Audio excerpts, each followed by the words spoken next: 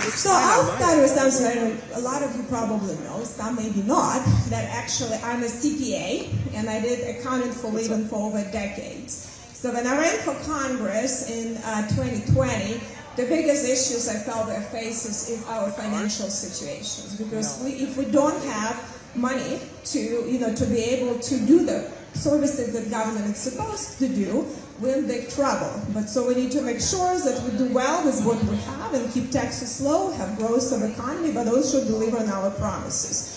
So I'm going to go through a few numbers because I think there is a lot of misconception and misrepresentations what's really happening in DC, what DOGE is doing and what is the reconciliation doing and what we're doing about a variety of issues. So, let's talk. I just wanted to explain where we are. And these issues that didn't happen overnight, these issues that took us a couple of decades to get. But as of right now, our fiscal situation in this shape. In 2024, we roughly collected 5 trillion, spent 7 trillion. So obviously we have a 2 trillion shortfall, right? So annual shortfall. We already accumulated 36 trillion of debt. And if you can see, our debt reached levels of World War II, which was very temporary debt due to the war. This is becoming a permanent debt, it's growing more and more. So our debt situation is becoming more and more dire. We spend over $1 trillion just on interest, more than national defense. And when we refinance bonds, now with the higher interest rates, we'll be spending roughly half of our revenue just on interest.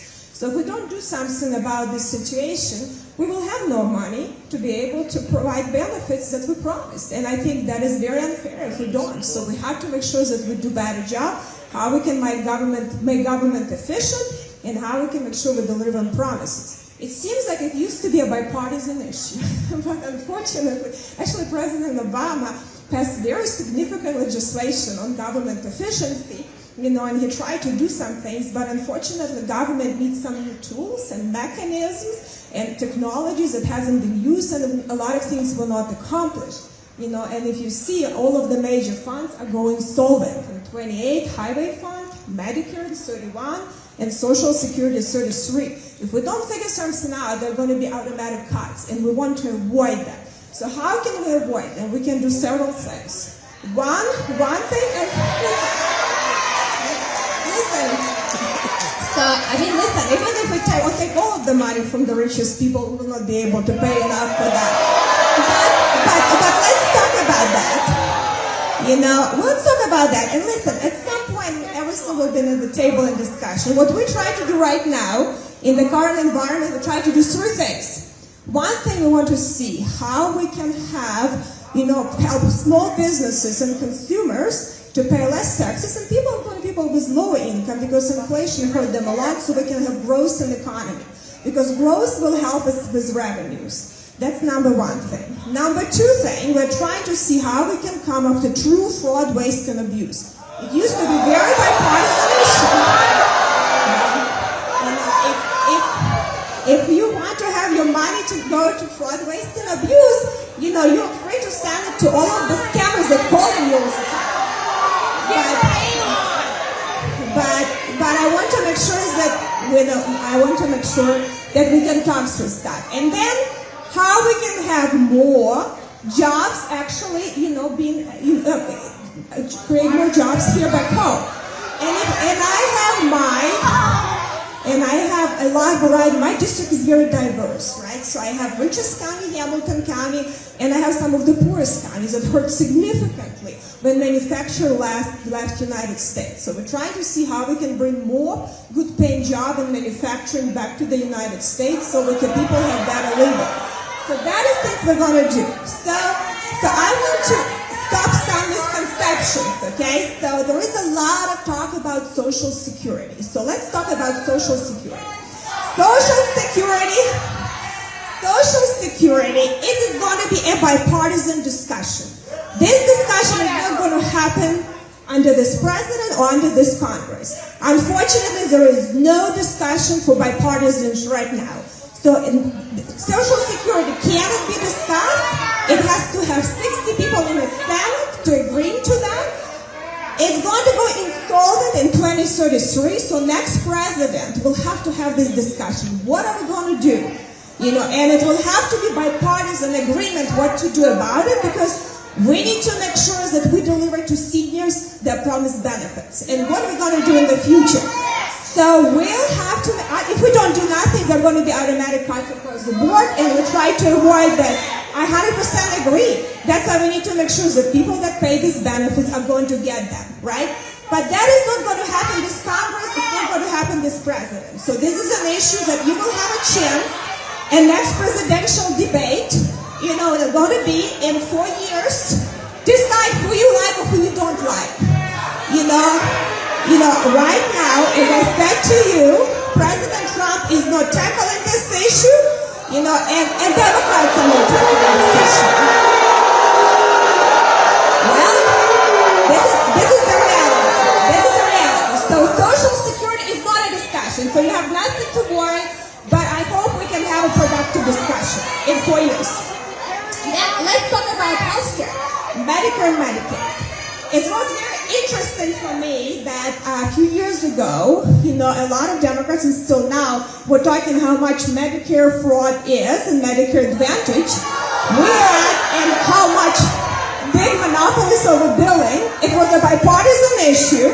It was interesting for me that actually Vice President Biden, I will show, actually, if you look at the post, yes, and we'll do that, If you just, listen, I actually a facts person, so not just show the receipt, I am going to actually have a proposal. So what I think are happening, but what I want to explain to you, a lot of this issue used to be not partisan. Actually, Vice President Biden was calling some of these Ponzi schemes. We actually saw that recent Indianapolis, the article was talking about misappropriations of billions of dollars from nursing homes. Do you think it's right? Do you think Indianapolis Times conservative newspaper to write it? I don't know. I don't think they ever write anything nice about me. So I doubt they're conservative, and they just had a big article. They're actually money that should go to nursing homes and seniors that would die during the pandemic was misappropriated by large hospitals. So do you think it's the right thing to do? Well, so I'm just, if you want to listen to me, we'll listen. But if you were just really here with already predetermined idea, I'm good with the facts. Well, I am. I'm listening to you. That's not the question. I do. I agree with you. So let's just, so we can talk about what Doge is doing or doing, but let me tell you what Doge did. Do you think it's a bad thing or not? So, if you hear,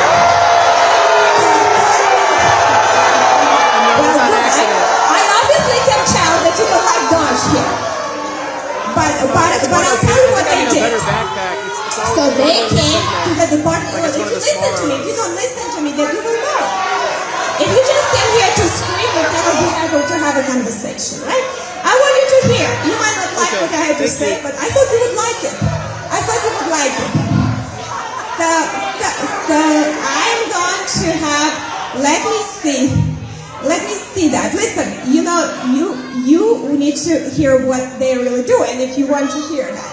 So they came to the Department of Treasury, and they said, we want to make sure that there is a proper authorization of any funds that disperse. This is your money. You think we should be spending your money without authorization? No, truly.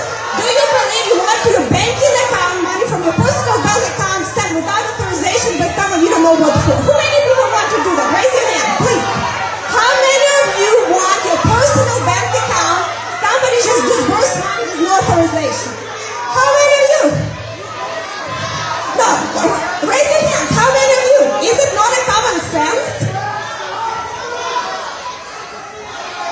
What I'm just saying, is it not a common sense that when you disperse, this is your money. Treasury is your money.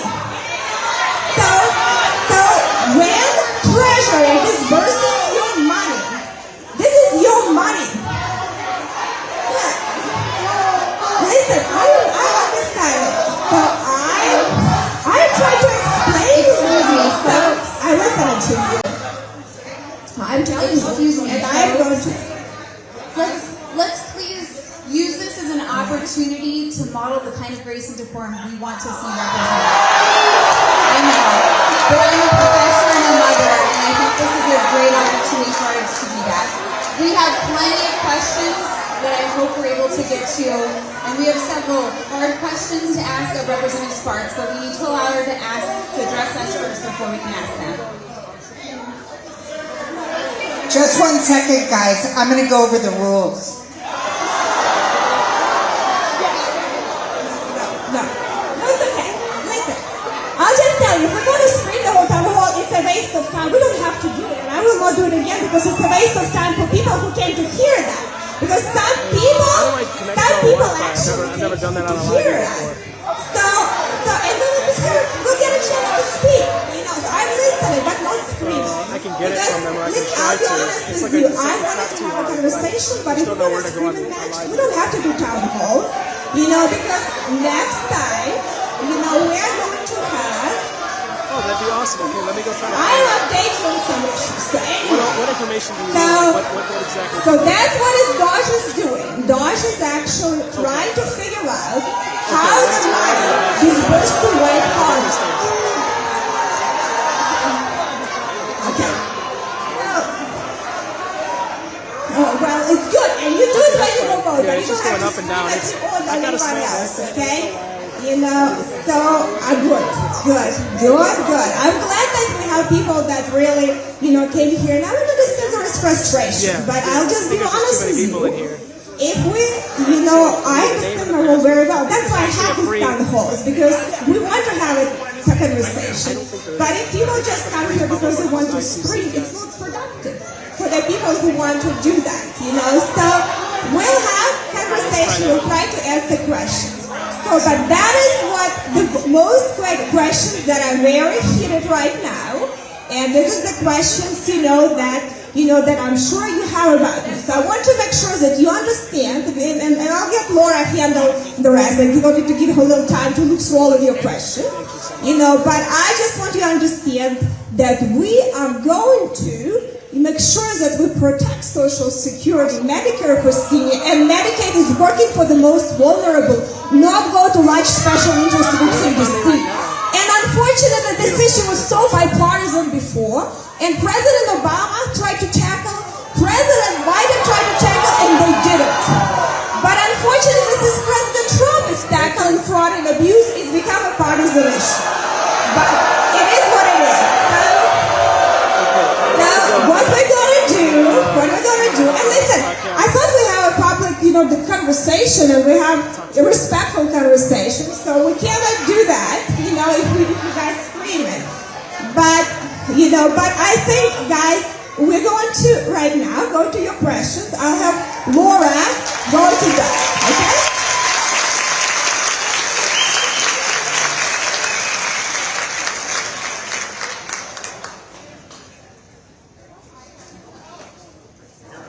Okay, so we received a great variety of questions that we're hoping to go through as many as we can. We've been organizing them based on topics. And I do want to start with the question that was posed to us by Karen and Fishers. You're number 155, and it's a question regarding benefits upon retirement. The way we'll do this is I will offer up, if you want to ask your question to Congresswoman Spartz directly, you're able to. If you would prefer that I do that, I'm happy to do that on your behalf. But could I see Karen from Fishers, number 155? And you can bring your additional questions up here, certainly. We would love to see all of them. We'll get microphone if you want to answer the question. Karen?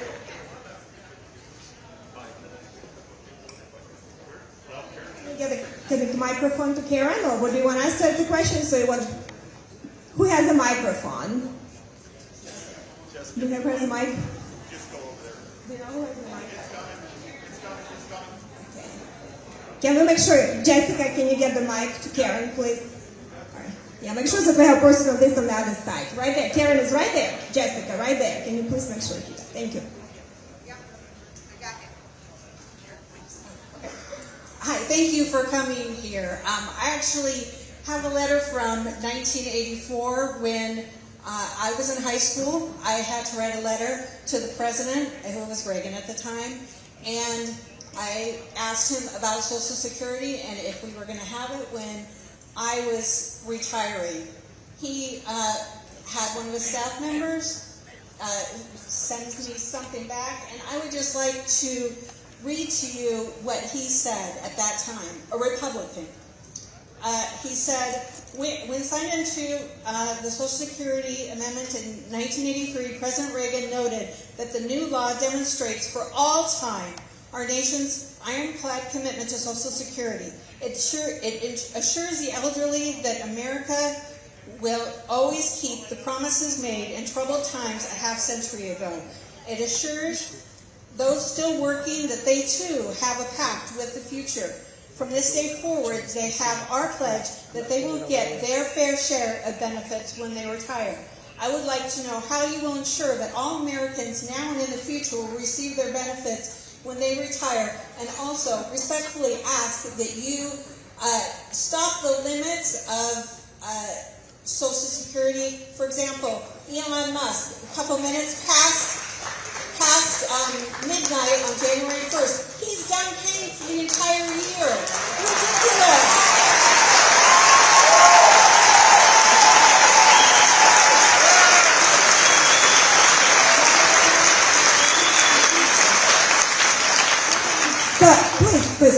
Please, you don't need to scream at me, okay? Let me answer the question. So, the numbers, as you know, are working. We have a lot of people, baby boomers are retiring, right? Less than people in workforce. So the numbers start working very negatively for us. So it will have to be a discussion. Everything should be on the table.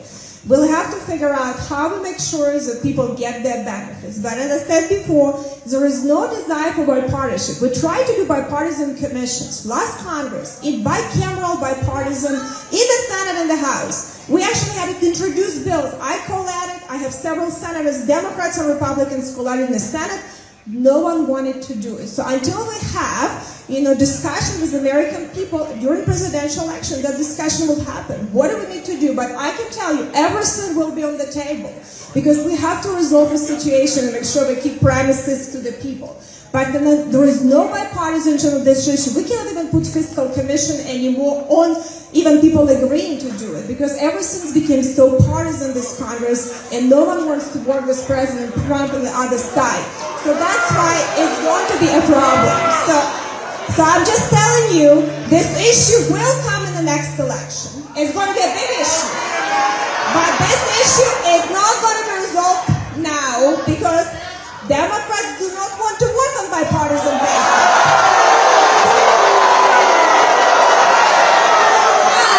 But as a matter of fact, what Elon is trying to do, he wants to make sure that people who are abusing the system and get Social Security incorrectly, that they're not doing it so we can save this progress. That's all he's trying to do. So hopefully I answered your question.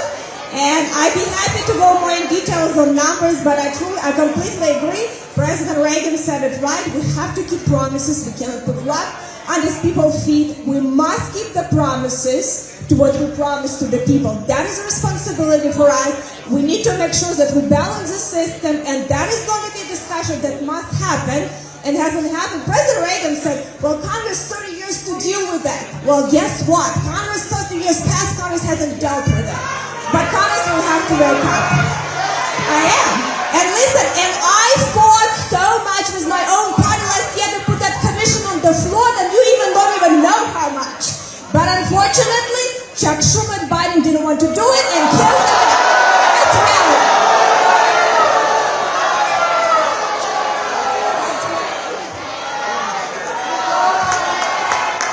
Among the topics we received several questions on included the recent Signal scandal, and we received a lot of great questions on this, but I'm going to ask Stephanie from Carmel, number 120.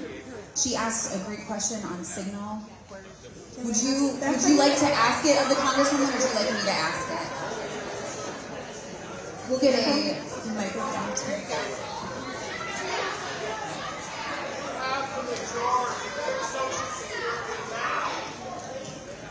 Hi, my name is Stephanie. I'm from Carmel, and I just wanted to see what your plan is to address the issue with the administration talking about classified military operations and signals?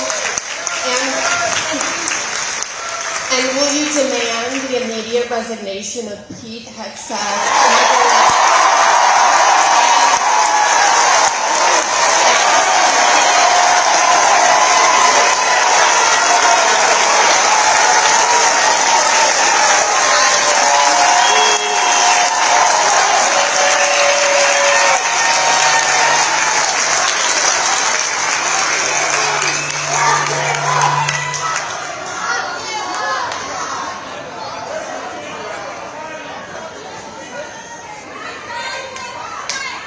Would demand the immediate resignation of Pete Hegseth, Michael Waltz, and the rest of the group chat.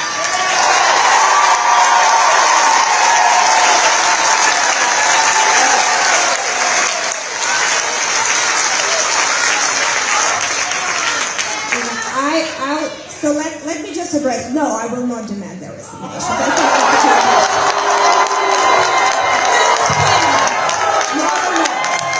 I'll explain you something, you know, and actually you should pose all of the resignation stuff goes to the Senate anyway, so you should talk to your senators. Hopefully they'll have town halls, your both senators that you have.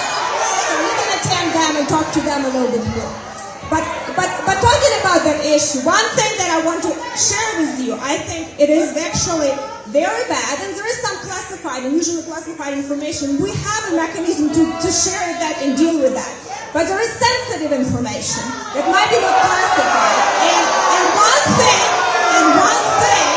I have to tell you, the government needs to do a better job. That we have tools for sensitive information where we can communicate with each other. So we don't have innocent mistake or just something happened by mistake. Because definitely it's not a good situation. So hopefully we'll take some, look at that and actually, because we don't even have as the members of Congress, a lot of Democrats, Republicans using Signal because we don't have any other tools. And I was very surprised when I became member of Congress that we don't. So we have tools that we go that are very deeply classified, but you don't always have to go in a skiff and be able to have this conversation. You don't even cannot do that. So I think with all of the technologies that happen in the real world, it's sad that government is so behind on every single technology. And actually that's what Elon is trying to do. He's trying to bring technology to the government.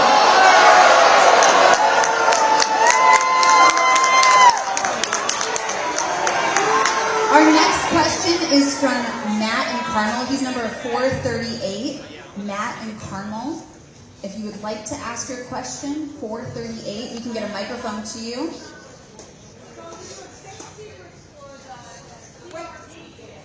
Over here.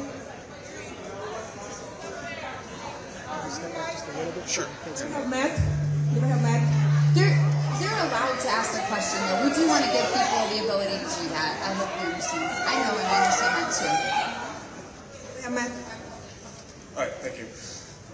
As a Ukrainian, or at least someone who was born and raised in Ukraine, would you actually support a NATO or international peacekeeping force as part of a peace agreement to end the war and also hopefully deter Russian aggression?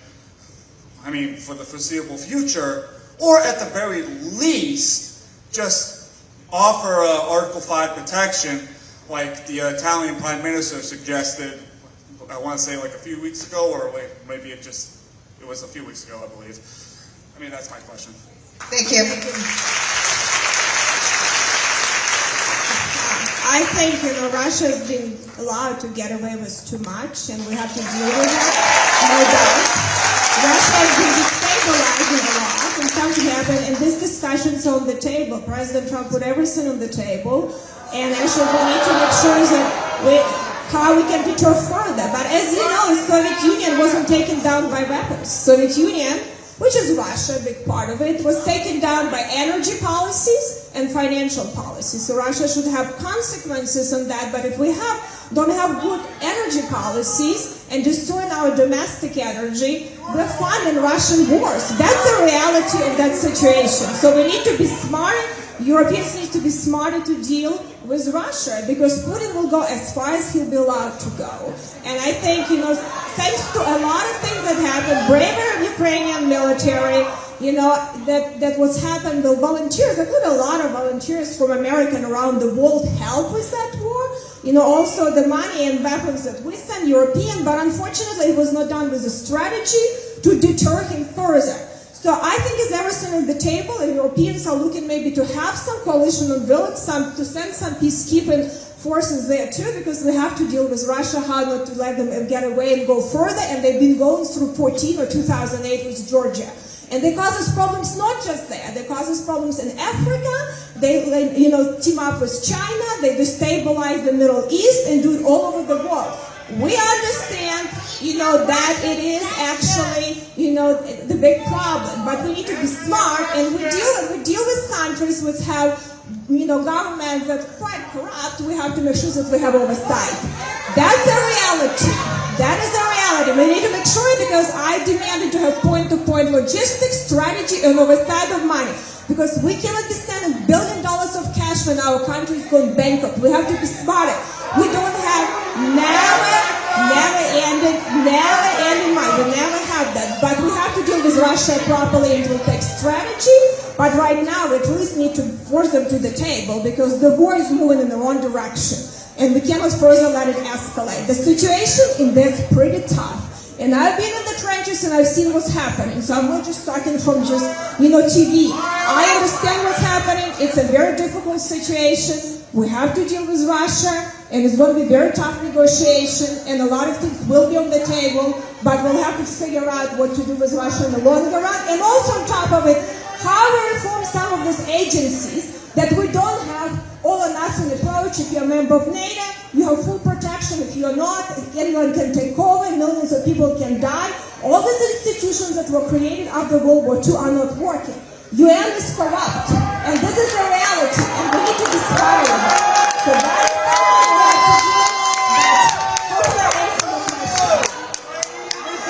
Our next question is from Joanne from Westfield, 335, involving tariffs. If you're Joanne from Westfield, number 335. Joanne, we have Joanne. Where are you? I'm happy to read it for you if you prefer, but we do want to give you that opportunity. Joanne? Okay. Would you like to ask the question on her behalf? Okay. Thank you. Do you want to ask on her behalf, or have Laura can do it too? It's up to you. Right behind you, sir. Behind you. No. Hold that mic. Keep that mic. Your other mic is not that way. Jessica, we'll need you to go faster. Okay, thank you.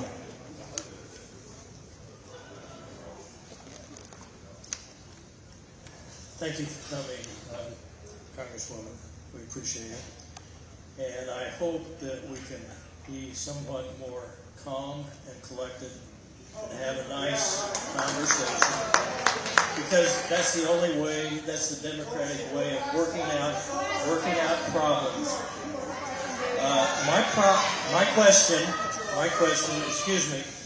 My question is, are tariffs an indirect tax on Americans who purchase goods in this country? And I'm sure as a CPA, you will steer us in the right direction. So I'll tell you, there is a short-term use of tariffs and long-term use of tariffs. And what President Trump has the tools, what he's trying to do, and we agree, might disagree. Some of the things I might disagree with some I agree. But what he's trying to do, which some of the things I think it's a valid reason to say, if somebody's going to tariff us, and we should in return tariff them to make sure that this country stabilizes. He wants to make sure that we bring American job back to us, back to manufacturing. We lost manufacturers, and a lot of, these jobs, loss of jobs is significant burdens became for us, because a lot of people don't have these opportunities. So I think we need to make sure that we rely on them. So President Trump is using tariffs right now, to try to be able to stabilize the situation. But I think,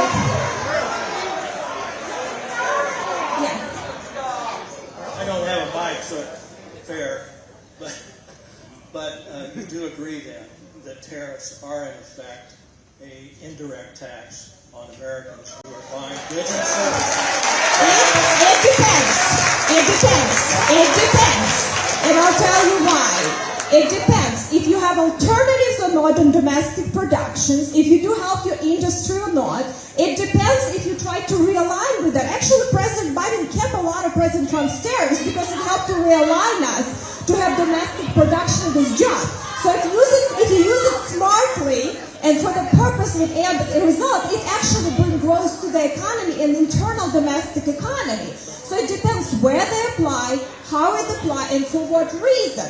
If you don't have some product in your country, never will have, and you're just going to be taxed for no reason, then it could be actually additional. But I think we should try to use it in a smart way and try to apply for industries and products where we can increase domestic production, where we can work with the other companies not tariff our goods, because we don't allow our export for our farmers. A lot of these countries are blocking out. So in a lot of ways, and plus make sure that our allies also not really have distortion in the economy. So it depends on this, but they try to use it for right now for a reason to do realignment to the economy and not for a reason to actually to add cost, because they want to reduce cost. And we have a lot of foreign countries that control supply chain, and during COVID, they increased significantly prices with no reason because they control 80 to 90% of supply chain, like China.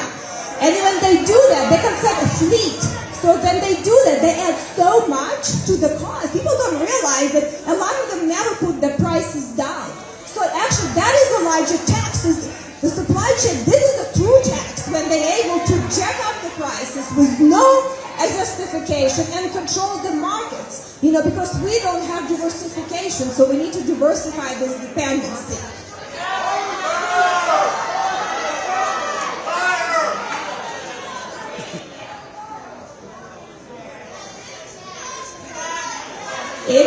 As a CPA and an economist, I have several degrees in economy, I'll tell you. As a CPA and economist, it depends what it is right and for which reason. And what is the end result you're trying to achieve? Every policy, it depends what the end result you're trying to achieve. And I think as a long term across the board, it brings negative effects. But in the short-term solution to realign the economy, it can actually bring very positive effects and also help with the price.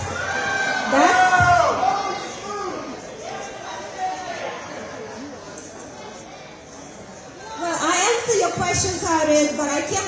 We need to move another. I refer it again.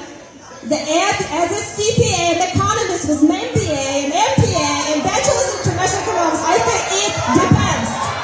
It depends. Listen, I understand. As a long-term solution, it is not a sustainable solution, and nobody's planning to do it. It is not going to happen, but as a short-term mechanism to realign, it could be done. Our next question is from Anne from Carmel, number 412.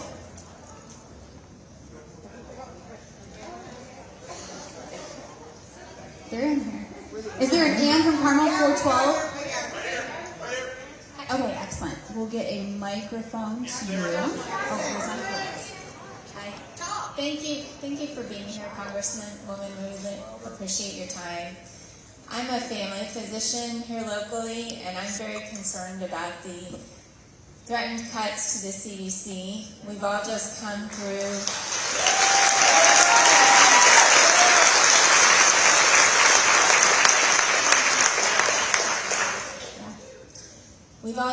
through a very difficult pandemic that my colleagues and I have supported our community through. And I'm seeing cuts in vaccine programs that really frighten me, because we are continually seeing viruses mutate, and we need to be prepared. So I feel that this is very short-sighted, especially given the recent experience that we've all just had. Well, I think that's beautiful.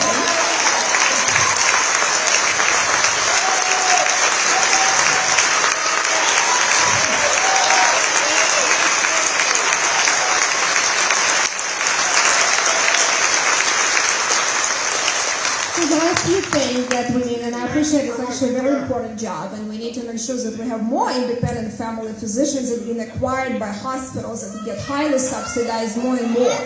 But talking about the cuts in the government employment, we have over 3 million employees, in the federal government. Actually, under President Clinton, I think he got almost 400,000 employees, and no one was screaming about that. But what we need, so we still will have more than 3 million left. What they're trying to see how we make sure that we provide the services in a more effective way, and we make sure that people that work in these agencies actually do the work for the people. Because we do bureaucracy, where we try to do everything at the federal level, and we're good at nothing. And you saw how it's happened in the last pandemic. No one was ready to that pandemic. No one was ready. And the agencies, we had oversight hearings. Pandemic happened 4 years ago. They didn't change a bit. So something has to happen because things can happen and we need to be ready for next pandemic. But agencies has to become more accountable to the people. We need to do a better job with oversight of our budget, which is congressional fault. 85% of our money we never looked at. Congress never looked for decades. 85%. 85% of the money. Congress never looked. So we're not authorized the spending, we haven't been looking. I eventually put a working group together and put in pressure on my own party, try to do some reforms that we start doing a better job to see which programs are good, fund them better, which programs are bad. That's what we need to do. We need to make sure that looking at that and make sure that our branches are held accountable and we have best and brightest that want to come to work to federal government. And it is unfortunately not the case anymore. So I think if you're ever interested, you work in healthcare, I have advisory group I always meet. I would appreciate your input because I'm personally involved in fixing a lot of distortion and problems in healthcare. And I hope we can have a bipartisan conversation on that. And if you need your information, interested to participate, I think if we have a smaller group, we can have more productive conversations on this issue. I'd be happy to hear you and then please leave your information on that. Our next question is from Keith from Westfield, number 142. Thank you. Going up. Keith from Westfield, number 142. Thank you.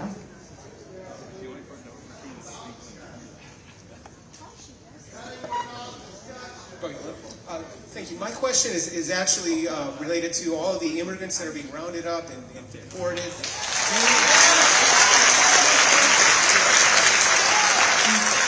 Are they entitled to due process, or are we?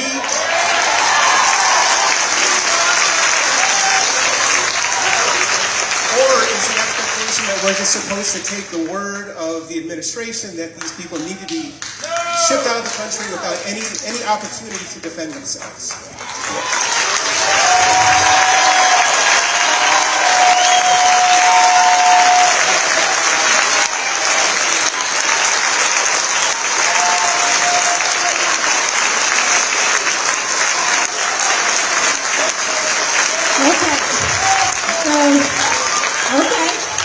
Let me answer your question. So, listen, we're a country of immigrants. I came here as an immigrant. We still have my Yankee accent. But we need to make sure that we have, we have legal processes and law and order. We cannot open the borders. We cannot create a system where coming here legally takes decades. That is impossible. But coming illegally, you can come here and get a lot of welfare benefits. So we have to make sure that we get that border under control. I've been at that border many times. It's insanity. So if you come here, so a lot of these people, what President Trump did it last time, what he tried, if you seek asylum, wait in the other country, not getting here in the country. So there is no due process if you come here illegally because you violated the law. Period. You violated the law. You are not entitled to due process.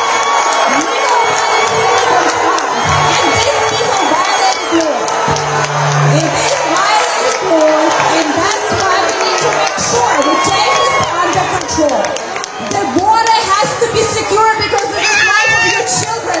It is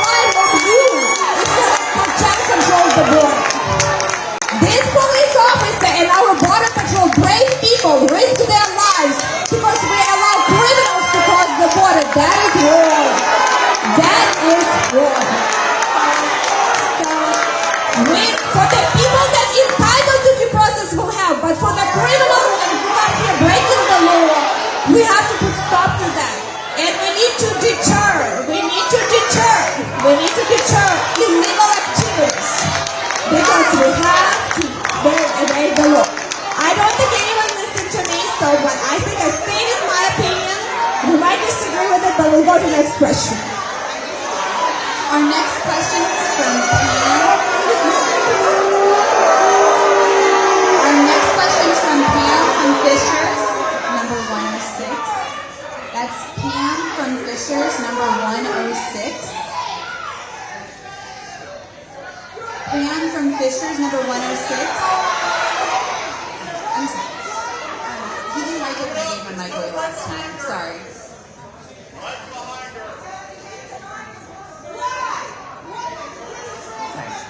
Okay. So my question is about the VA. My best friend, he served as a combat Marine over in Iraq, and he was there when they had the open burn pits, and he was supposed to have surgery on his sinuses, but that was canceled. He has PTSD. Those appointments were canceled. He's supposed to have appointments for his knee and back. Those appointments were canceled. When is he supposed to get the health care that he deserves for serving his country?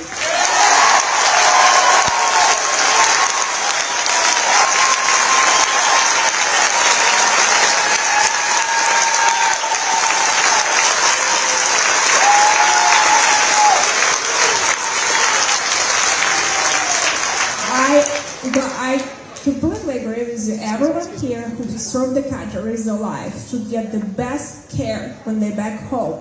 So if you have a specific issues,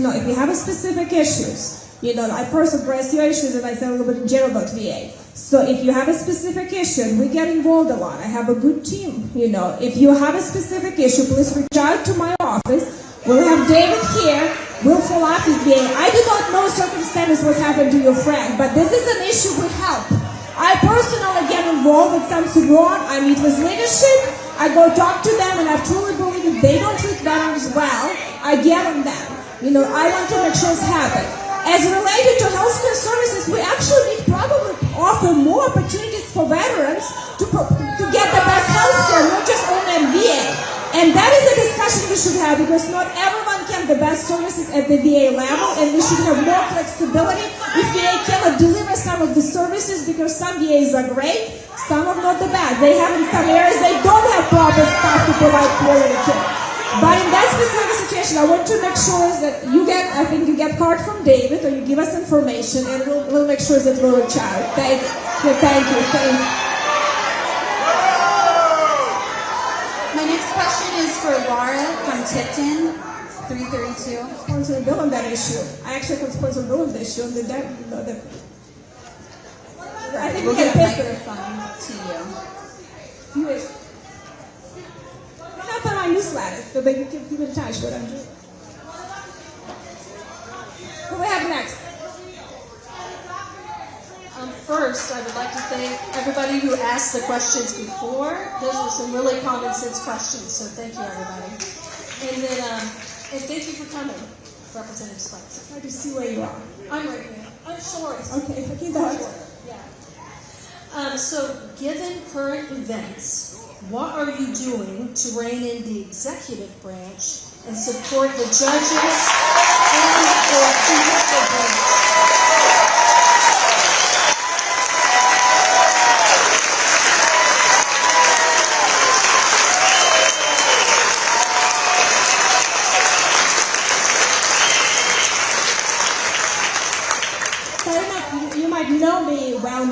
From even my state senate time, that I actually willing to challenge even my own party when I on a lot of issues, and I work very extremely hard to make sure that our branch is doing its job, because the only way, and listen, I like what this president is doing, but I might not like what next president is doing. But the only way for the Congress to rein in the executive branch, start overseeing the spending and passing laws. We pass no laws. Supreme Court told us we pass no laws. 85% we never look at that. So I am trying to work. I forced my party to put a working group to reform our budget act from 70s that is not working. We're not doing that. We have no people that can put spreadsheet together. That's the tough reality in Congress. So you want to make sure that your money is spent. So the only way to have oversight, regardless who's in charge. I might didn't like maybe what the previous president, I like this one, but I look at further. How can we make sure that Congress does its job? We the people who know Congress, when we don't have voice and pass the laws When we do not look at where money going, that you are not represented. And it has been for decades. For quarter of a century, Congress doesn't look where the money are going. Quarter of a century. It wasn't created by these programs or previous.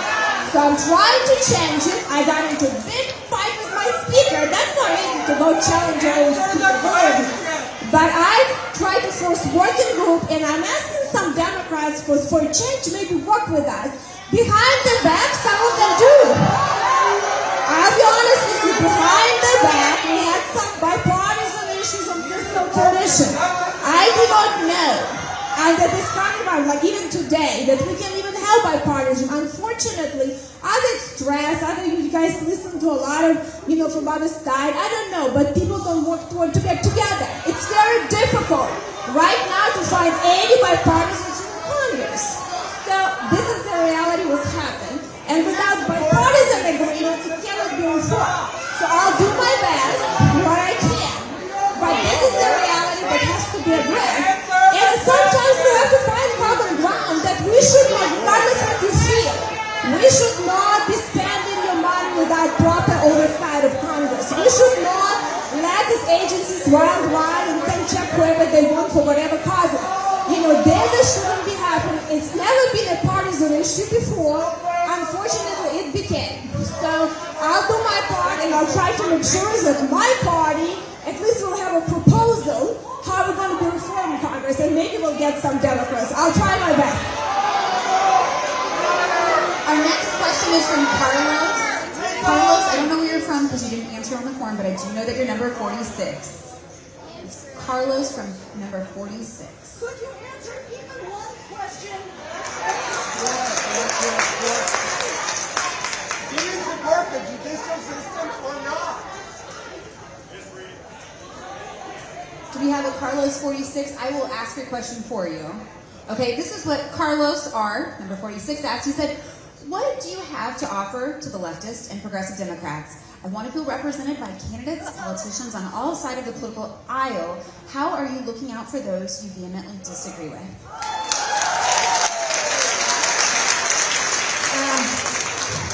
It's actually, I'll tell you something interesting, that when I served in the judiciary, I had passed and actually worked on more bipartisan issues. That was the most heated committee in the whole United States Congress. I actually had a bill with Representative Jayapal dealing with hospital monopolies and antitrust. I actually passed the bill with Representative Raskin commemorating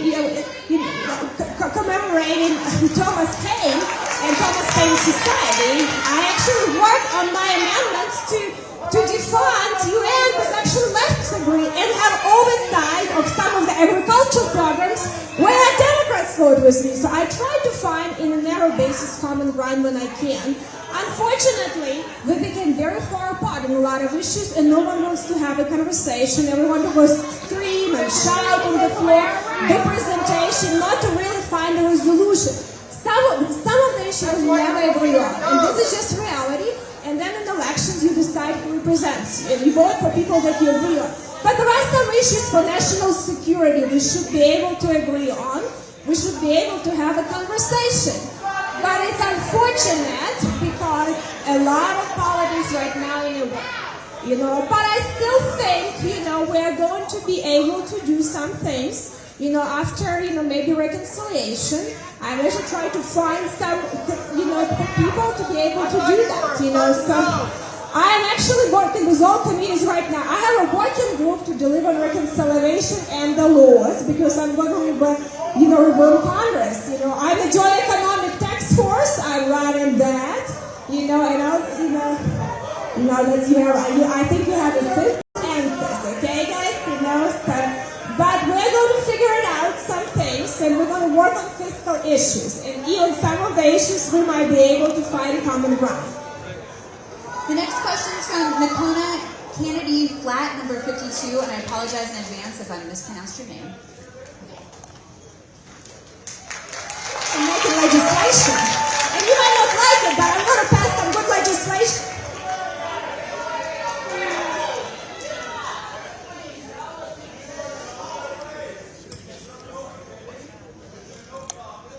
With the people, I do not. Yes, well, listen, with all the judgment results. So my turn. Right here. Okay, so with Trump and Elon's Doge cuts to USAID, USDA, increased tariffs, Department of Education, what are you doing for the farmers in Indiana? Because Indiana is a farming state, and every one of those, farmers lose money. And if you're not sure on that, you gave your credentials earlier, let me give mine. I grew up on a farm. I have an American FFA degree. I'm a master's level therapist as well as a PhD. So when I'm asking this question, I don't want to know for me. I don't want to know for my family. I want to know for the farms in Indiana, what are you doing to make sure that those products and those goods that they sell to other countries through USAID, through USDA, and through our Department of Education, what are we going to do? Because those are gone. They lost that revenue.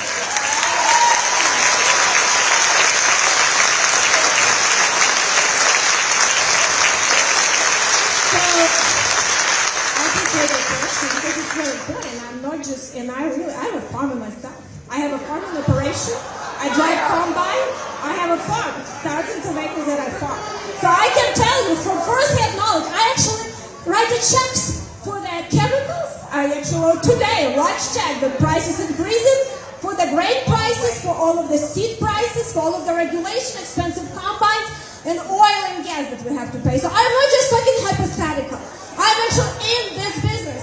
My family, have been farming over thousands of acres in this area for years now, for generations. My husband grew up on a farm in Noblesville.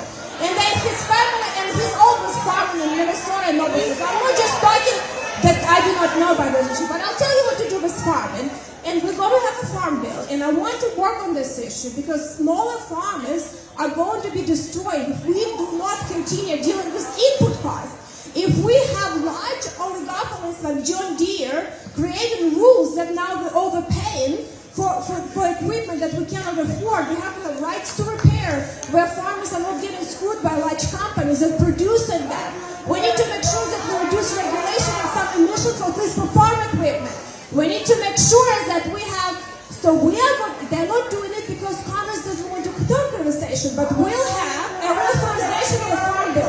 We need to make sure that some of these programs, like checkoff programs, that actually used by large meat processing monopolies to subsidize their political interest in DC, which actually when I put it on the floor, it was a bipartisan issue. AOC voted for it.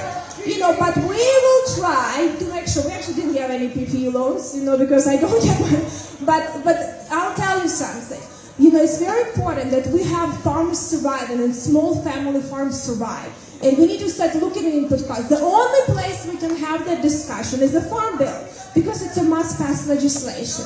So I actually just told the White House, our new Secretary of Agriculture, and I said I would like to sit down sometimes with you and have also discussion, because also Farm Bill is a health of our nation too. How we can have healthy food. So our children are healthy, we have a better choice of food, and farmers not incentivized to produce unhealthy food in mass production. How we can have more choices for food. Farm Bill is also a health bill, and we have to have competition for value and have a better, more innovative agriculture. And it's not happening. So I hope we can have this conversation. We have new HHA secretary. You might not like him, but RFK wants to have this conversation.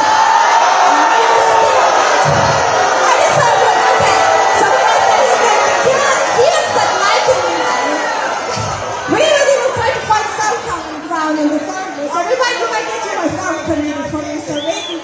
But fine, at least one issue we can agree on. But we need to have this discussion because it's extremely important how we can do that. And so I actually do have, if any of you are interested in farming, including you, I have agricultural groups because I have a lot of advisory groups in different counties, and we meet periodically. It's important for me to hear all inputs. I mean it. I actually get a lot of good ideas from people on the ground for a variety of things. I usually just meet with farmers, but interesting to look at people who maybe not involved in farm, but familiar with farm, and have another perspective on how the farm business is, not just farmers, because if we look maybe a few things, you might have a broader perspective. I think we need to look at that, and Farm Bill is going to be an opportunity. After we're done with a few other things, later in the summer, in August, we have a recess.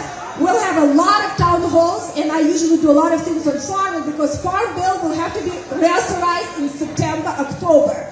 And that's where the policy can happen. I'd be happy here for input. I would like to have you there. So we must not liking each other to get to know you, but thank you. Thank you for the question. Our next question is from Stacia from Muncie, number 329. And I apologize again if I mispronounce your name. Okay, we'll get a microphone right to you. Thank you. It was. I needed some coffee. Okay, I have friends and neighbors on disability. What is the plan to protect the disabled? They're taking away This is one of the things, and I really, that should be a bipartisan issue. I'm involved with a lot of people in the disability community, one of my friends, but one thing that we need to make sure, we need to ensure that Medicaid that provide a lot of services for people with disability can provide better services. That's what Medicaid was intended for, to help people with disability. A lot of services were cut, and a lot of money in Medicaid go to subsidize large oligopolies that don't provide services. So we need to have this discussion because we need to make sure that we have, and plus provide more choice for parents and for people with disability, including for seniors too, the more nursing home, what kind of care the people need. That has to be reformed. States have almost full control of Medicaid, and they haven't been using it very good job with that. I think this session, they're trying to do it. When I was state senator, I tried to push this issue. They were not very good. So we're trying to look at the federal level, how we can incentivize or punish states for bad behaviors. And that is a discussion is going to be.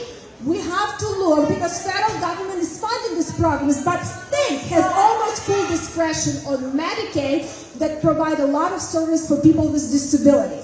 We need to make sure that we do better, and that's something, every time, we talk about how much money we spend. This is an enormous amount of federal money I spent, but I think you need to also utilize more your voice at the State House. It's much easier for you to show up. They're in the budget session, and I think some of these issues, we have to figure it out, So, and if you ever need to be helpful, happy to do it. Actually, we have Cecilia Copeland-Fishers. I don't know which city you're from. She's running the rest of my other one. They have a task forces, the city work on disability initiatives with local government, and I try to collaborate with them as much as I can, because we need to make sure that we help the most vulnerable and that the benefits we promise, but don't waste money on people that are abusing the system, because then we'll run out of money not to help the people that we need to help. Our next question is from Bob from Fishers, number 59. If you are Bob from Fishers, number 59, awesome. We will get a microphone right to you.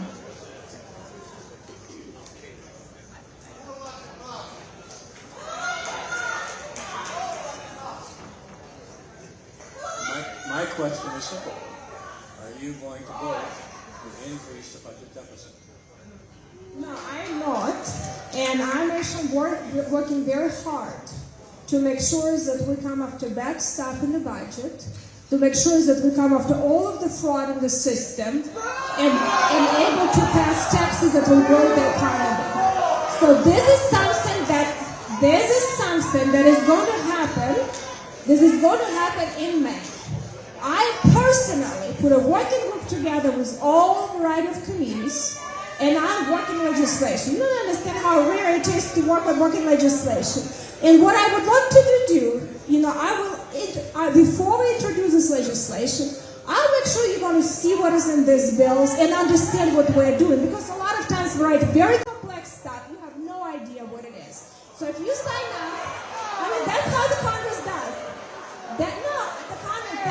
That's a whole. We put omnibuses to make sure. I don't know what is in this bill. Not just you. Nancy Pelosi says, let's pass it. We're going to know later what is in it. So it's not just you. I do not know. So I do not want us to govern that people don't know what we're doing, or we don't even know what we're doing. They put it last second on the floor and say, here's omnibus, vote for it, or we'll come in primary, you'll do it.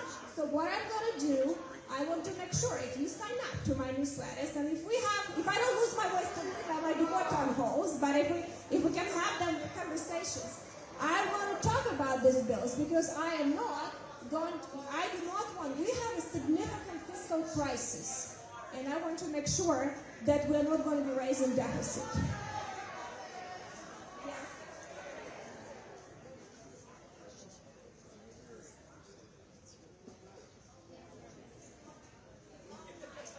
Yeah, I can't hear from.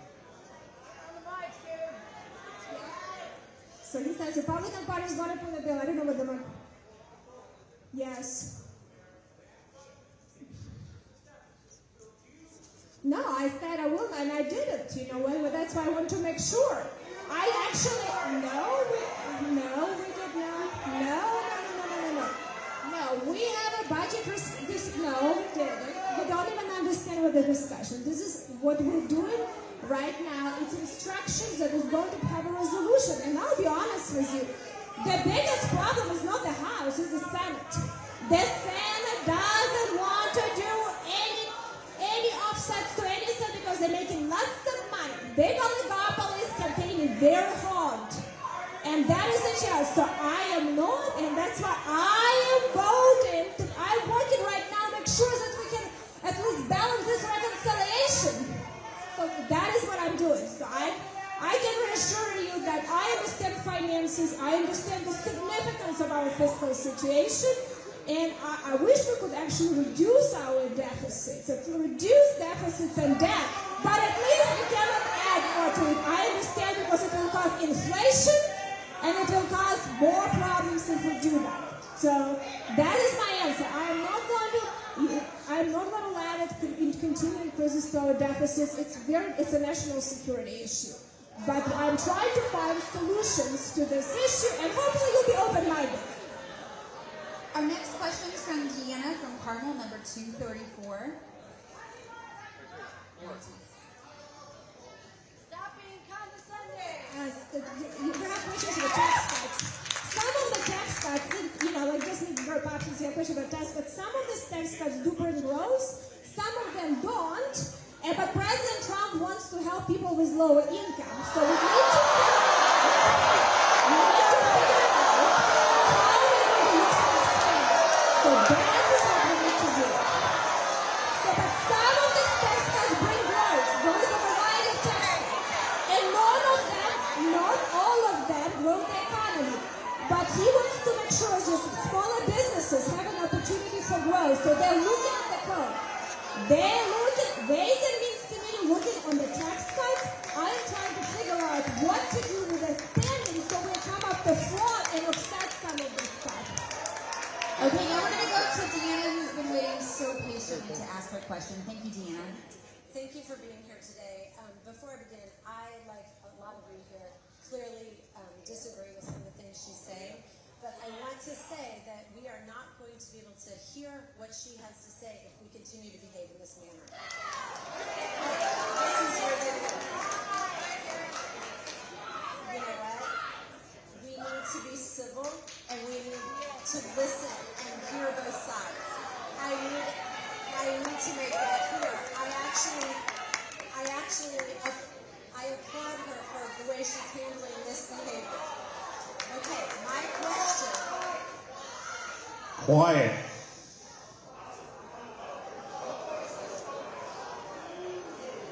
Okay, my question. This week, President Trump expressed his desire to end federal funding for NPR and PBS, which polling shows is opposed by a majority of Americans. Would you support or oppose this action?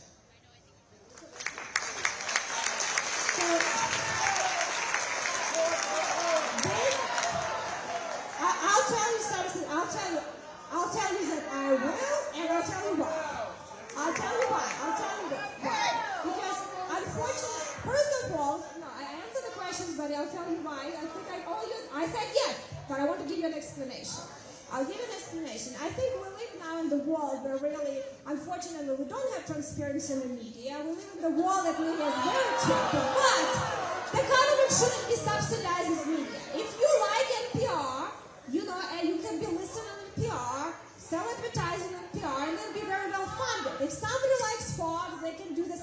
else.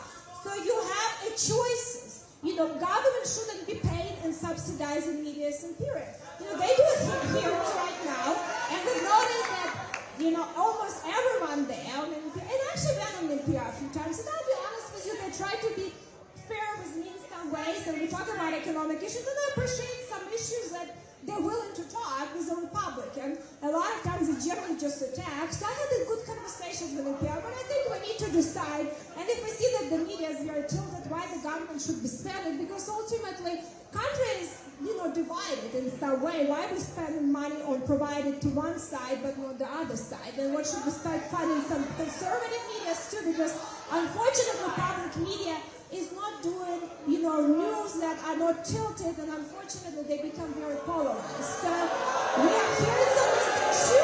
I do not know if this issue will come in front of us, but if it does in front of us, I just see so much. I mean, I've been dealing with media, a variety of media, and I even go in very hostile media just to be able to have conversations. I go to MSNBC, I go to CNN and NPR, and it's not easy. Usually my colleagues don't even go, but I'm willing to go just so we have a different views and conversation. And usually it's tough. For a politician, it's real tough. But I don't think government should be really paying money and spending money subsidizing any media. There's plenty of way to fund media now, and this is actually quite well funded anymore. Our next question is from Ben from Westfield, number 225. That's Ben from Westfield, number 225.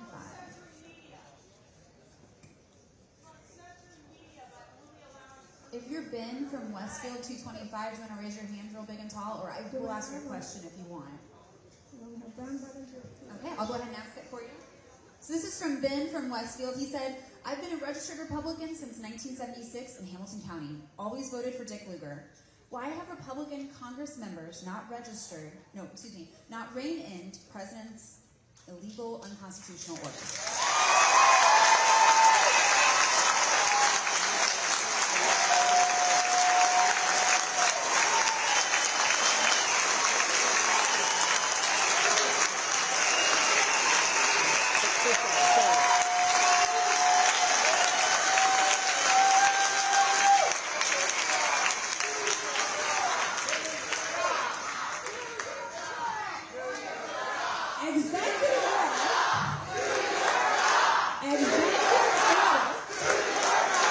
Please, quiet, please.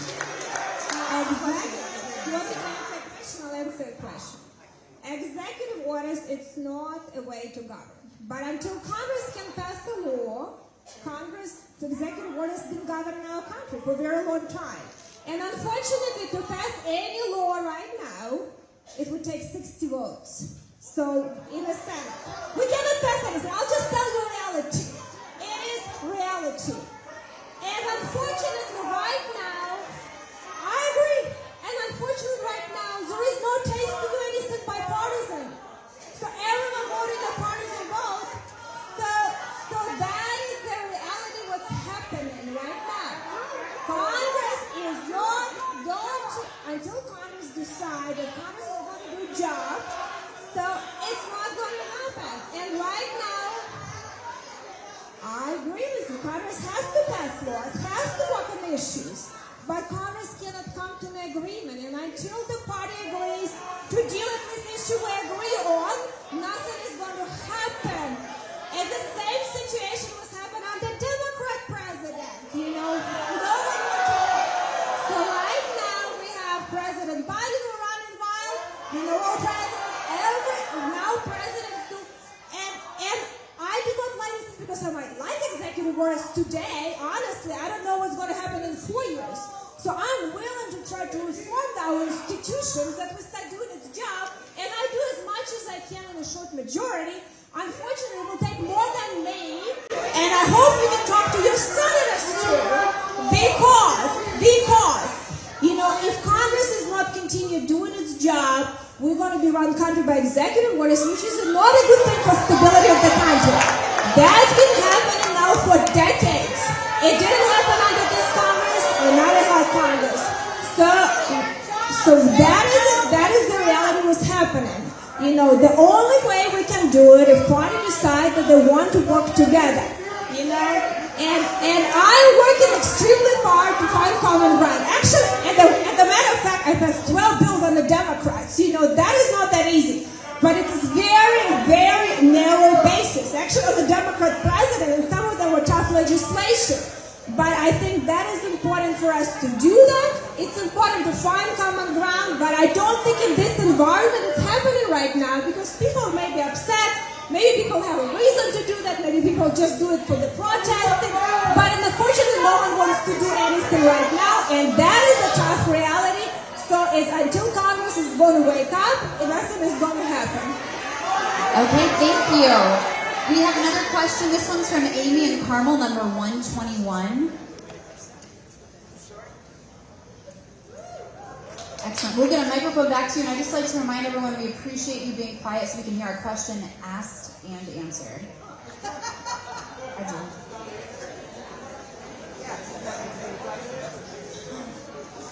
I'm Amy from Carmel, and I work in the affordable housing field. Thank you for being here tonight. I appreciate it.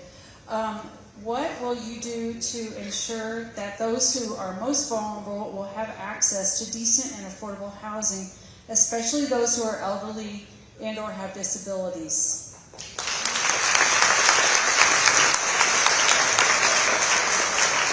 There are a few aspects to affordable housing. One became the price of housing, become not just unaffordable, it's becoming unachievable, not just for people, you know, on the lower income, but even the people in the middle income people. And I think you've seen the prices, and it's a combinations of things, so we have to deal with the pricing. If we don't deal with inflation, mortgage prices are going to go up, so we have to deal with spending and inflation because it's become more and more unaffordable and achievable. But we also need to make sure that how we can stop this inflation and have a better economy for people with disabilities, for people, including seniors. You know, we right now spend, when I was a senator, I did a calculation, we on Medicaid, we're providing seniors, you know, nursing homes, we spend enormous amount of money. Seniors don't get the services, and you saw that a lot of them don't even go to seniors. How some of these programs for the most vulnerable actually go directly to help most vulnerable and have them make a choice. You know, what is the best care? Our Department of Child Services spend $50,000 per child per year. 5 to 10 goes to foster family. I was asking, where is the rest of the go? We can send the people to Harvard Business School for $50,000 a year. Where the money going? It's some kind of services. And no one could give an answer. These programs are getting very, very expensive. So I said, let's just, you know, give them cash. It's cheaper than going to save money. So we have to start reforming some of these programs to allow people to actually need this help, to make sure they get it, but not all of these groups of intermediaries and everyone, whether it's healthcare or PBMs, you can even see how much money made on pharmaceutical, and people cannot get affordable pharmaceutical. It's every area. Where is the same the services, whether it's nursing home, whether it's foster care. We have all of these intermediate agencies spend enormous amount of money, give to a variety of organizations, and I go on the ground, and I have some very poor communities in my district. And the money not there. I actually had a bipartisan bill that I passed with the chair of education committee at that time, Democrat, on juvenile justice prevention for at-risk youth. Because I've seen what's happening if we don't deal with kids early. You know, the kids get into criminal justice system and then we try to get them through jails. We passed legislation. We were sending money to the state. It doesn't go to the ground. So we need to start looking how the money go, where they go, why we keep spending money, and nothing happening. So I think that's what we're trying to do, make sure we reform these programs, that we make sure the benefits for the most vulnerable, for people with disabilities, seniors are protected and improved. We need to do better benefits. I see how people struggling, but we spend more money, benefits don't get better. We have to have better outcomes, we have to have better health care, and look at how we can reform, and that's what we're going to do, because we always have limited amount of money. We don't want to be doubling taxes on all Americans. We want to make sure that we keep taxes low. And by making sure with money we have, we do a better job. And that's what we're going to start looking at some of these programs, including for the most vulnerable. Our next question is from Richard from Zionsville, number 273. Richard from Zionsville, number 273. I'm not saying you have to go ahead and ask Richard's question, and he had a very specific question I thought was great. We got lots on Social Security. Are any of our Indiana offices being closed? Richard from Zionsville wants to know. Indiana offices? That's what he asked. Yeah, I don't know. If you're aware of anything, I don't. We try to keep all our offices closed too. You know, and if you're not mean to my staff, I'll keep my office open too.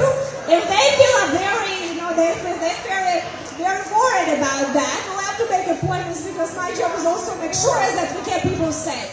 But I think, you know, we're going to look, you know, I know there is a lot of drama with a variety of agencies and everything else, but honestly, we're trying to make sure that we automate, bring technology, and make some of these agencies work better for you. And that is really seems like a common sense. We should all agree on that, but maybe it's very hard for us to agree. So I understand, but hopefully we'll find common ground at least in some of the issues.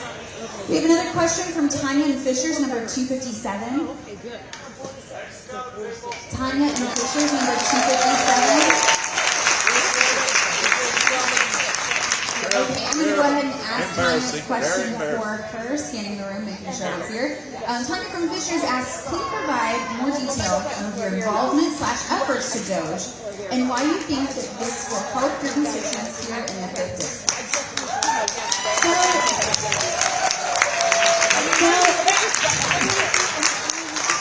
So I want to make sure that, maybe we're getting too tired, but I think I'll at least go to 7:40 and then we'll have a personal questions, whatever you want to do. Okay, I'll just stay around here for another half an hour and do that, but let me just finish at least. Let me finish a little bit, you know, thank you, appreciate it. So let me finish a little bit, a question about Doge, you know. So I came from the auditing world, I came from the auditing profession, and in a lot of things when people come, this is a lot of business people from IT world, and what they're trying to do, they try to automate some transaction and do like some simple accounting things, you know, and the government really is so behind on all of that that you would be very surprised how bad it is. You know, the simple transaction disbursed with no authorization, you know, with no approval and justification. I don't think you would be running your own business like that. None of you would just have your banking account run like that. So this is the people from a business world, so I have a good understanding of what they're doing, and I'm trying to work with them, and I work with them quite closely, I'll be honest with you. But I want to make sure that things that are bad actually go eliminated through Congress. And not because that is the job of a Congress to make sure that the bad stuff and fraud goes through Congress. So my job is working with them to make sure that we can pass proper legislation, that we don't have to be continued dealing with fraud and abuse, and keep the promised benefit to the people, and have a better system to monitor how your money are spent. That's what I try to do, but I work very, very closely with them personally. And unfortunately, there's no loud, so probably you don't want to listen to me in all of the details. But if you're very interested, I will be providing more information. And I send my newsletters and always give details on different things. But hopefully you can agree through things with me in the long run. We have a question from William from Westfield, number 172. William from Westfield. I'm walking. Everybody, let's go. We'll get a mic to you in just a second, sir. Thank you for being patient. Walk out. We have solidarity. Walk out. Walk out. Don't walk. Get out. Tell them what we have a question. Walk out. You have a question from William from Westfield. Walk out. Let's go. Okay. Walk out. I'm not working.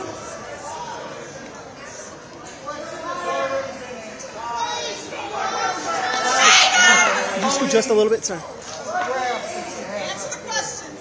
I can tell you this, that I would not be standing close to the Congresswoman because she's going to get hit by lightning for all the lies that she tells.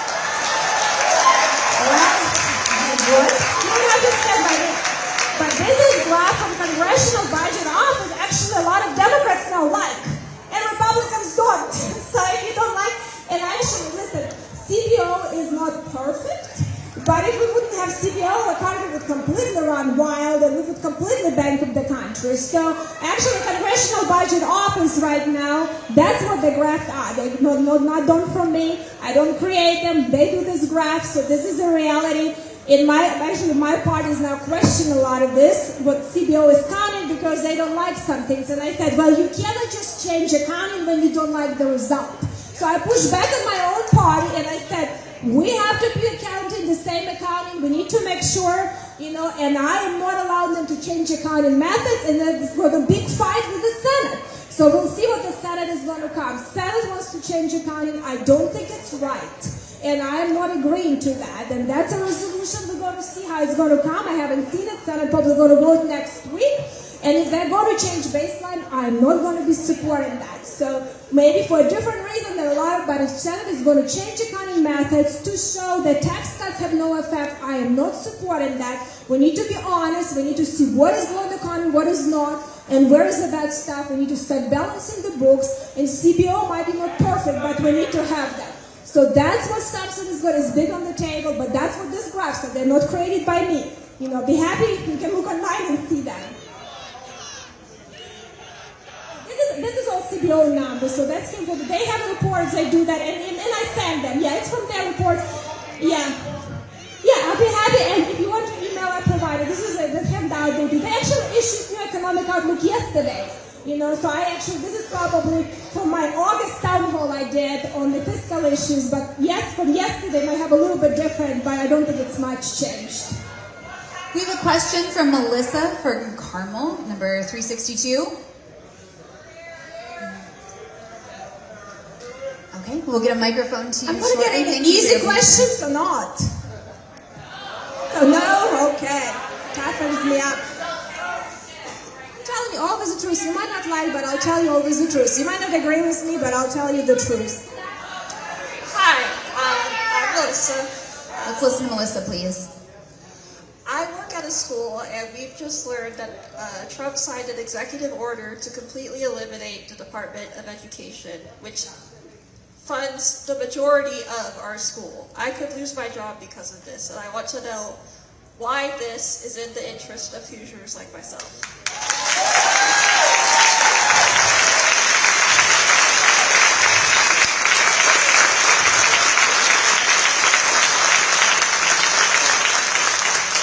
So Department of Education is not what's teaching kids. It's people like you are people on the ground. That's who's teaching kids. Department of Education, average salary of $140,000 a year. That's not what teachers get paid.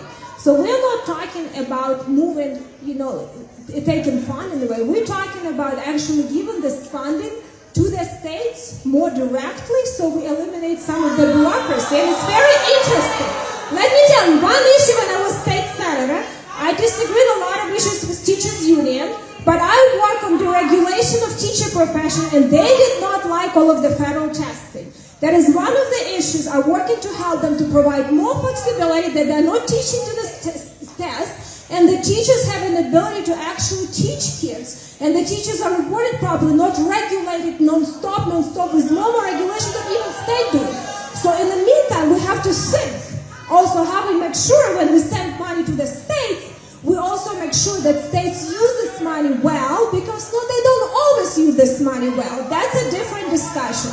But we try to see how federal government can do better job of things we should do: national security, protecting the border, have strong military, have interstate commerce, and some of the issues give states ability to innovate and educate kids better, and the more teachers better, that we actually have best and brightest coming into profession, which becomes very hard.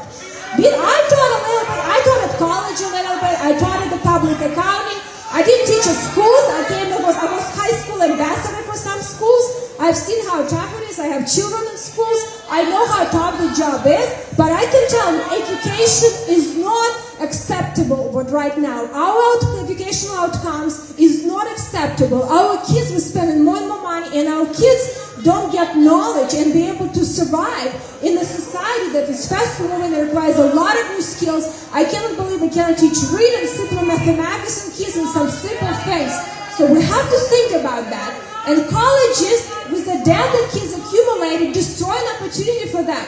A lot of them with enormous amount of debt and worthless diplomas have to work a big part of their life just to pay off their debt. That is driving very perverse incentives and outcomes when they don't have that. And it's interesting now because it's also some of the higher, including under President Obama, was more bipartisan issue about educational outcomes, but now it became so partisan that is definitely no one wants to deal with that, but we have to deal with education of our children because it is national security crisis because only 30% of our kids, for educational health reasons, are able to join the military, are eligible to join the military. 70% of our kids are ineligible. That is not a good idea. So we have to think, so I want to make sure that the money we're going to fund education, and if we have to good causes, we're going to fund better and come after fraud and abuse, but not a lot of bureaucrats that don't help education in DC.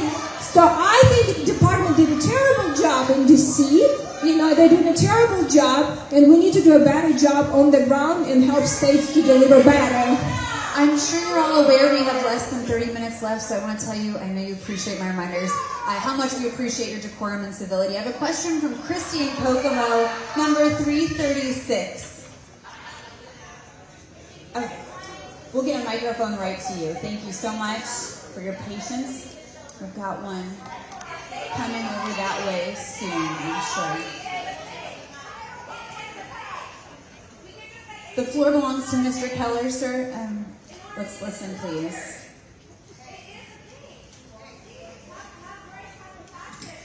It's not your question. Let's turn to the person whose question is now. Thank you. First of all, Congresswoman, thank you for coming. I know you've seen a lot of what's happened in America and with town halls here recently, and you didn't have to do this, so we thank you for coming. And I'm also, you said it yourself that you're not used to town halls like this, so I'm proud of my fellow Hoosiers that we're getting involved with the process. Our question, you often talked about supporting jobs in the economy, yet you voted against protections for steel workers and automakers in this district, as well as a workers' right to organize, federal workers. You also support an administration that's allowing DOJ to basically cut Social Security and Medicare by removing $880 billion from the departments that administer these services, programs that many working-class Hoosiers all depend on. Can you explain how these actions align with your promises to protect American jobs and help working families?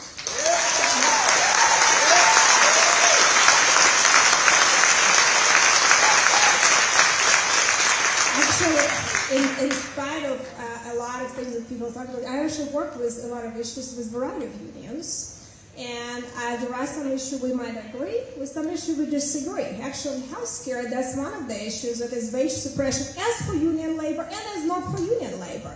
And I told them I can be very strong ally, and we had good meetings recently with them, and I said we can work together and agree on that. I always been supportive of competition on the market, but I've never been a person who believed that union cannot exist. I think union actually can be very helpful to organize if they serve the people, if their leadership serves the members, they could actually help in some ways, because when companies come to places like Indiana, and we try to bring manufacturers to Indiana, and we don't just compete with Illinois and Michigan and Ohio, we compete with Tennessee, Texas, Florida, Carolinas. I want to make sure that we have good energy prices, we have water resources, which is requires for a lot of type of jobs, and we have educated labor. And if union has provided this labor, that's fine, but I am not going to support to mandate it, but I am not against to help good leadership of good unions to deal with issues. And I'm working very closely. I have a variety of them in my district north of here, and we're trying, and President Trump has been very supportive, and he actually put in charge of Department of Labor my colleague, who actually lost the race at very pro-labor union, which a lot of Republicans didn't like, but he doesn't look at that union and anti-union. So I do believe that competition should happen. I believe in right to work, but I also believe we can work with unions, and if they have good leadership, they can help the member to have good jobs and have more organized labor, where we can say when a company comes to Indiana, we have trained people, we have good people, but they need to offer value. we're not going to be just the protectionists if they're not helping members, and a lot of things were happening in the early 2000s. It wasn't happening. They were not really, serving the members of leadership, always separate leadership and the members. And a lot of things happened that, in a lot of other progressive incentives that make industries move to China. We need to bring them back, but we need to be smart, and I'm very open to work with unions, and I have been working with a variety of them, so I always try to find common ground, and if there is any specific issue you are interested, I'll be open-minded regardless of politics. I just said I believe in right to work. I believe in right to work. I believe in the choices. I believe in that. But if unions want to organize, I have no problem with that. And I'd be very to help them to organize well. But I just said to you, I think I answered your question. I think I answered your question, but hopefully we can find something. Okay, our next question is from Gail from Cicero, number 473. That's Gail from Cicero, number 473. And I know we've lost some folks, so you may hear my voice more. I'll ask Gail's question for her. She said, do you feel you represent all voters in your district? And do you consider carefully your decisions in light of all constituent wishes? And she added in, based on phone calls, emails, postcards, etc. Yeah, I really do, and actually, referendum is all of us, it's election, right? So if you believe, you will never be able to agree on 100% of the issue. I always say I don't agree with my husband on 100% of the issue, but I try to do my best. First, when I look at my decision, see on the law and decision how constitutional it is, because my first oath is to Constitution. Then second, I look, what is the majority of people in my district think, right? Ultimately, I won Senate, and I won 2 elections in here, so ultimately people believe that I did the right thing, majority. I would like to see more common ground and more people from other side be open-minded and vote for me on some issues beyond the party, but ultimately that's a choice you do. You might like someone else, and that's a choice, as we have decided in election. But I do meet with a variety of groups on every issue. I do not take side until I listen to all of the sides. And I try to figure out what is the right call. So I meet with some of the group that disagree with me very vividly. And it's not easy. I'll be honest with you, this town hall wasn't easy because I know there are a lot of calm people with maybe different views, but I didn't want not to have it, even though, as you know, I wasn't advised by security people, everyone to do it. But I felt like we still need to have a conversation. Regardless, we agree. I need to hear you. I need to hear your voice. I need to hear your frustration. Hopefully I can address some. Maybe some I cannot, but hopefully you stay in touch with me and stay in touch with the office, and we'll have more of that. And I think I appreciate you coming. I'll be honest with you. I do this town halls for a long time. No one else does it, and most of my colleagues advise against it. But I always do that, and I've done it. And we never had such a participation. So when I started going to more participation, we moved, and I tried to find venue a little bit closer, my previous venue, after we sent a letter. I don't know, maybe we'll start doing stadiums, but I think you might not show up next time. So, but what I'm just saying, we always thought about doing something, at the, here at the, on 191st Street, the fields, football fields over there, but I was like, well, that's a little bit complicated, right, in Grand Park. So this is probably not that far and everything else. So we'll try to stay in touch, but ultimately, I hope we can have this, and I hope, we can have this conversation, and we might actually even agree on one issue. So hopefully maybe we'll agree more. But I appreciate the questions, and I'll try to do my best to listen to all of the sides, and you can make the decision on November, and ultimately you always have a choice. We have a question from Jack in Carmel, number 150. Jack in Carmel, 150. Okay. I will ask the question. He said this is a constituent request. How have voter service requests to your office changed in 2025? And he noted especially Social Security and appointments. I'm not entirely sure what he means by that, but he did also add thank you. Okay, well, I think we actually try to streamline website. It's going to launch website that is a little bit easier, but we haven't done it yet. Hopefully it's going to be soon. Our IT services are not as fast, but hopefully they get better, But you always can, if you have some requests, you can do it through website, but you can also come into office or call into office. We have actually open door policy. Our offices are open. Unless I'll be advised for security reasons to have by appointment, and but I think, regardless how you feel, my staff are employees of the federal government, so if you don't like staff, that's not their fault. They're not there, they're there to serve you, and they don't necessarily might agree even with me on the issue, but it doesn't matter, they work there to serve you, so we try to do our best, and I think David has been, for my two predecessors, he's been for a very long time, and I'll be honest with you, a lot of people say, we don't even agree with your politics, but David is great. So for me, feedback about my people is most important, my employees. So if we can do better, let us know. But we try to streamline some technology and make websites. So we haven't changed anything; it's still the same. But we'll try to make sure that our website is a little bit user-friendly because this is a generic website that we had in the freshman, and now I'm trying to make it better. So but I don't think that needs to change right now. We have a question from Deb in Westfield, number 227. Wonderful. We'll get a microphone right to you. Thank you for your patience as one comes right over your way. Perfect. And thank you for the audience for being a great listenership. Our middle class has been dwindling for decades, and I really appreciate what everybody's trying to do with tariffs and bringing jobs back here. But what's our middle class going to do in the meantime? They're becoming poorer and poorer. We've already addressed the problem about lack of affordable housing, lack of health care, and now who knows what education is going to look like for these folks. So how do we not only maintain the middle class, but try and grow it? Well, I think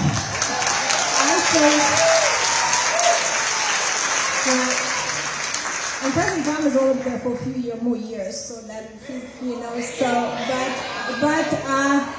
the question, this is a huge problem, and I think we need to make sure how we can help more people go in the middle class. Actually, real estate and affordability is one of the issues that a lot of Americans is the biggest asset that Americans own and allow them to build some wealth and grow and be able to do it. No access to capital, where now small businesses struggle to get access to capital. That's a huge problem to the middle class. So we need to grow the economy. Growth of economy helps with different jobs, but then we also need to see how we're not creating now this environment where large oligopolies close to the government get all of the perks and benefits, and that's reality. That's a reality. That's a reality. They get grants, get subsidy, they get credits. They lobby in Washington, D.C., and they get a lot of benefits, where people in the middle class and people in the lower income not able to get all of this. So I think this is becoming a distortion, because unfortunately, if you let politicians to make decisions, not actually the markets, not you, which causes are good, but actually allow that to centralize the power, more and more money go to the wrong causes. So we have to think how the programs we have, they allow people to go from low income to go to middle class, how young people have opportunities to be able to acquire real estate and have good paying jobs. So I think growth of economy is one thing, but I think we need to look on the other side. What are we doing with financial markets? Because ultimately, no matter what it is, even small business, large business, or even family, it's access to finances, be able to build wealth, and how we can have people actually not just living in apartments, but also be able to buy some housing. So I think it's a problem and discussion we have, and we have more and more disparity now with the wealthiest people and the rest. I think this disparity has to be addressed, because if we don't have more people in the middle class, the country is not going to be as strong. So we have to look at that, and we try to look. But first, we need to re-energize the growth in the economy, because it will help. If we don't have economic growth, it's very difficult, because right now we're in trouble financially, and economic growth will help us. Thank you. We have a question from Barb in Carmel, number 39. Barb in Carmel, number 39. Since Barb isn't here, I'm going to ask her question on her behalf. So, Congresswoman, this is from Barb in Carmel. She says, are you going to vote to continue to fund Ukraine and support NATO? So, this is a question. I've always been a supporter of NATO. It's an important institution for the security of Europe. We need to make sure that Europeans do better too. We need to make sure that Europeans get to their 2%, because that's in their interest, so we need to put pressure on them. We need to make sure that Europeans have smarter energy policy, because that's an economic interest, and we can help in a lot of ways for that. I am not going to be sending blank check to anyone. I am sorry, we have go bankrupt. No blank checks. We need to have strategy, and we need to know where the money are spent. And let's just be very honest, we're dealing with a lot of foreign governments that leaves much to be desired. Okay, let me just stop at that. So we need to be smarter. You know, I mean, any government we have to oversee, but when we send money of Americans to foreign countries, we need to be smarter. What we're doing and what it is, you know, so I think that's going to be a conversation about foreign policy, which will be broken. But as you know, strength of NATO is also have to be from inside. Americans cannot constantly pay the check to everyone. We cannot constantly do that. We have to make sure that we have some, they do their job too, and Europeans step up on that too.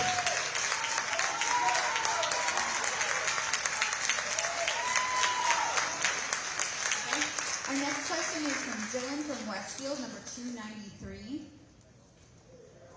Wonderful. He's right over here, so we'll get a microphone to you very shortly, sir. Thank you. Like some others, I really do appreciate you being here. This is not the friendliest environment for this particular evening.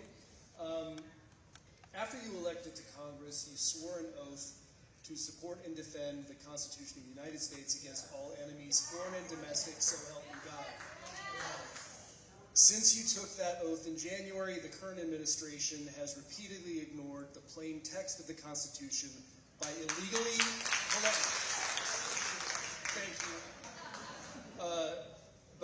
illegally dismantling agencies established by acts of Congress, your branch, even putting Elon Musk in charge of deciding which funds appropriated by your branch will or will not be spent.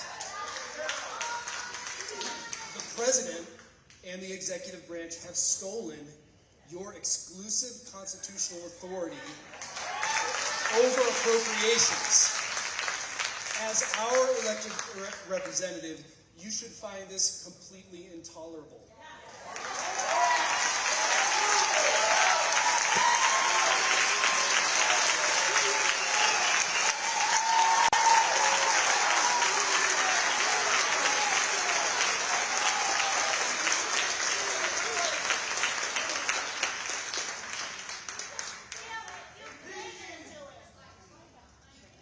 Microphone, it's not working. So my question is, when are you going to live up to your oath, defend the Constitution, and reclaim the powers that the voters of this district have reserved for you?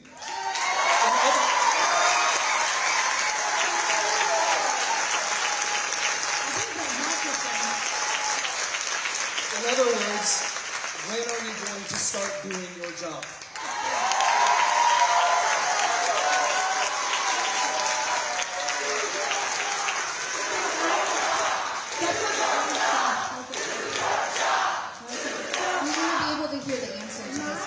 Question, so let's be quiet so we can hear the Congresswoman's answer. My oath to the Constitution I take extremely serious, more than anything else. And you might disagree or agree. I actually departed with my party and did quite a lot of things, including the certification of election.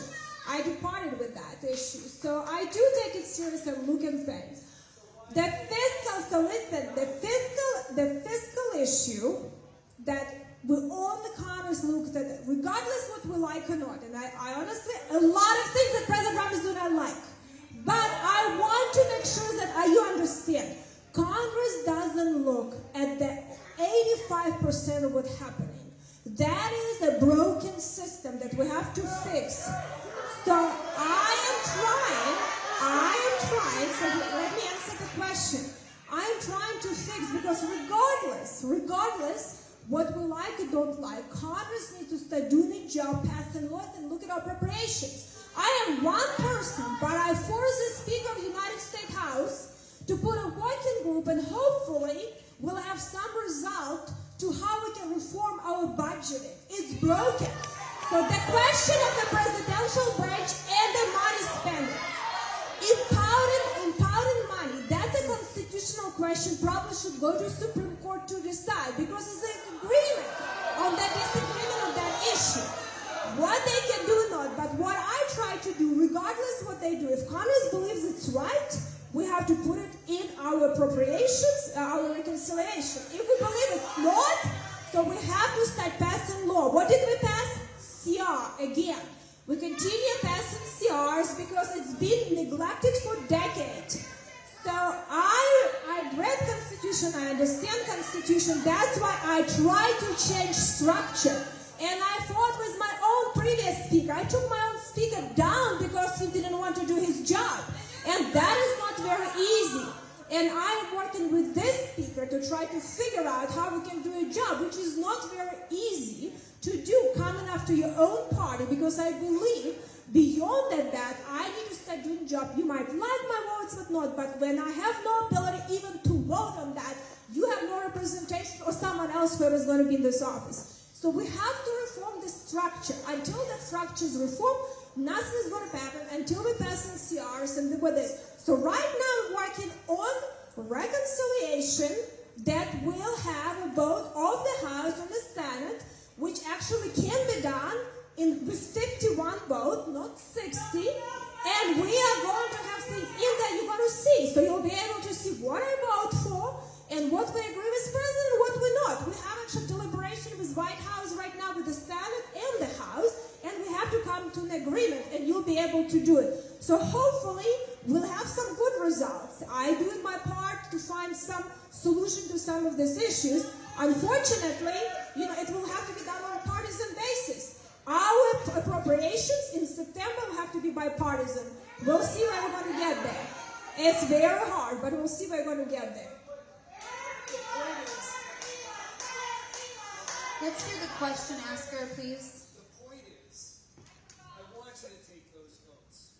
What I don't want is for, after you pass whatever budget, the power that you have to allow the president, a co-equal branch, to say we will not spend that money that you are on the record allocating.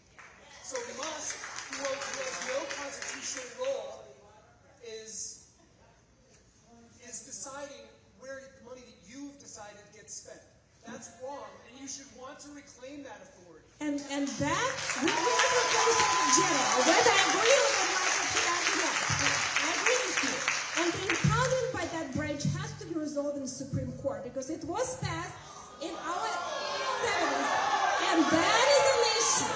That is an issue. So administration is argued one way, Congress another way, and that is, a lot of people believe it's a constitutional issue. The president can't do it. The Congress set the maximum level. If they can do better job with less money, they should be able to do it, because that's government efficiency. And a lot of Democrats believe in that. I think this is an issue the court probably should take and resolve or decide it. But regardless what it is, Congress has an ability to direct a lot of this spending in a different way if we pass specific bills, but we don't. We didn't pass it in appropriations for a very long time. All of the stuff done through CR. All of the spending. This is not appropriations. We cannot even come up with some appropriations now for a very long time. I mean, this is a reality. This is not money that we're appropriating. Let's just be honest. It's not. So we are not actually passing appropriation. Congress hasn't been able to pass appropriation under previous Congress, with previous branch, and in the current. We cannot even do that because Congress is not doing its job.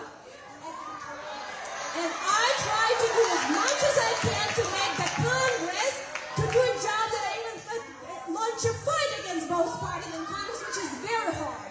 Very hard. And I'm trying to do something with this Congress because I can do so much, but as much political capital I spend to fix this, I don't think anyone else, but I'll try to do my best because I have an agreement with you. Congress has to be appropriating funds. Congress has to be passing appropriations. And we are so deep in the hole that we need to actually have a task force to at least move the needle, or some fiscal commission at least move the needle, and we are not doing that here.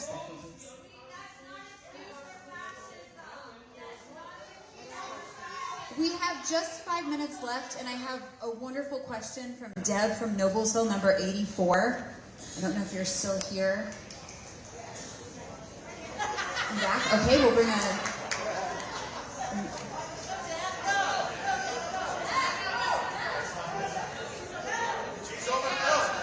I think she's actually... yes. Oh, she said she was dead. So, this will be our last question. This is Deb from Noblesville. Look, I'm going to be honest. I wrote this question 3 hours ago. I have no idea what I wrote, so... We'll bring it back to you, actually. And I apologize. I've only been using first names because I'm trying to be polite. But we realized there could also be more than 2 Debs from Noblesville, and that's my error. I'm sorry for that. Yeah. No, it's good. It's good. First of all, thanks for having this forum. I think we've heard a lot of opinions tonight. My question, words are great. Words mean nothing if there's no action. So my question is, based on the feedback tonight that you've heard, what are you going to do, and what will you have the courage to do?